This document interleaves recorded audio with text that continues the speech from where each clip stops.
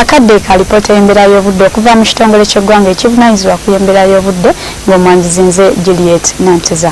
Akasana kakedde okwenimula mu bitundu by'eggwanga ebisinga obungi wabula ate olw'eggulo ebitundu ebyo eby'omu bukiikaddyo byafunyeyo okwatirira kw'ebire ssaako n'enkuba entonotono.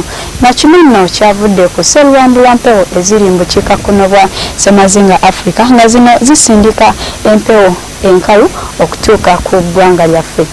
Mu biseera eby'okumakya tusuubira akasana okwememula mu bitundu by'eggwanga ebisinga obungi okuggyako ebitundu ebyo ebiri ku lubalama lw'ennyanja Nalubaale nga yo tusuubira okufunayo olufuyirize.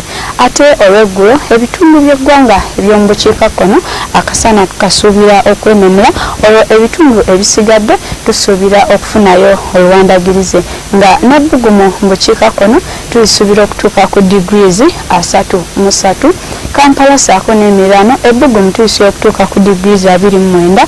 Olwo ne mu nsozi ez'e Kabale ebbugumu tuyisuubira okutuuka ku degrees 25. Bwe tukyako okuvuga ebimu ku Ssemazinga Africa tulabanga mu Addis Ababa, Antananarivo awamu ne mu Johannesburg tusuubirayo enkuba wabula nga enkuba eno tugisuubira okubaamu n'okubwatuka okw'eggulu. Ebibuga ebisigadde akasana tukasuubira okwememula nga n'ebbugumu mu Algiers tuyisuubira okutuuka ku degrees 17. Bwe tukyako ku bibuga ebirala emitala w'amayanja y'omu Washington omuzira gukyaliyo ate ebibuga ebisigadde akasana tukasuubira okwememula nga nono Dubai ebbugumu tuyisuubira okubeera ku degrees 22.